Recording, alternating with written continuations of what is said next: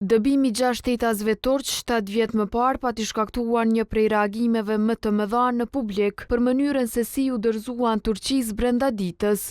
Të akuzuar si pjesë e lëvizjes FETÖ, ata u gjykuan e u dënuan në Turqi me shumë vjet burgim, por të mërkurën 4 prej tyre ishin dëshmitar në rigjykimin që në Kosovë po zhvillohet, kundër shefit të atëhershëm të Agjencisë së Kosovës për Inteligjencë Driton Gashi, i akuzuar se ishte i angazhuar drejt për drejt në dëbimin e tyre, duke shkelur procedurat ligjore. Seanca megjithatë dështoi pasi në gjykatën themelore në Prishtinë nuk u paraqit përkthyesi turk.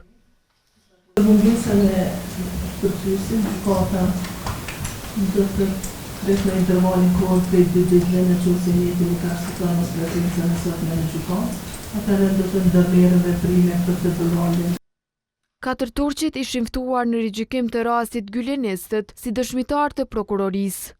Në gjykimin e parë për rastin me 2023, themelorja e shpalli fajtor Gashin, duke e dënuar me 4 vjet e 8 muaj burgim, derisa Valon Krasniqi e Rahman Sulejmani ishin liruar nga akuza. Por në dhjetor të 2024-s, apeli e ktheu rastin në rigjykim, vetëm sa i përket pikës 1 të dispozitivit ndaj të akuzuarit Driton Gashi, teksa vërtetoi lirimin e 2 të akuzuarve të tjerë. Hulumtuesi në Institutin e Kosovës për Drejtësi Flamur Kabashi shprehu kritika për Këshillin Gjyqësor të Kosovës dhe gjykatat pas dështimit të seancës të së mërkurës. Siç e pamë dhe sot, dështoj seanca në mungesë të përkthimit.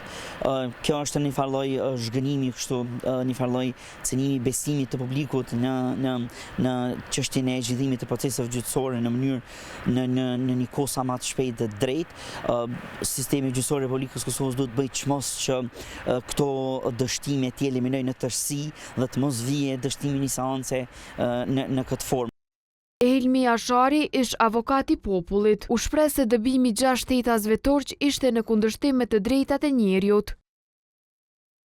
Konstatimi përfundimtar ka qenë që gjitha veprimet kanë qenë kundërshtim plot me këto standarde ndërkombëtare, sidomos me konvenat që ka qenë në voçi. Ata kanë pas në vend qëndrim sipas ligjit për të huajt të rregull të Kosovë, kanë pas kërkesa të vazhdueshme për Ministri për vazhdimin e këtyre leje qëndrimeve dhe gjithashtu kanë qenë marrëdhënie pune, të cilat janë rregulluar gjithashtu mbi bazën e ligjit Kosovë. 4 nga 6 shtetasit turq të dëbuar nga Kosova në mars të 2018-s, Yusuf Karabina, Hasan Hussein Gunakan, Gjihan Oskan dhe Osman Karakaya, janë kthyer në Kosovë vitin e shkuar.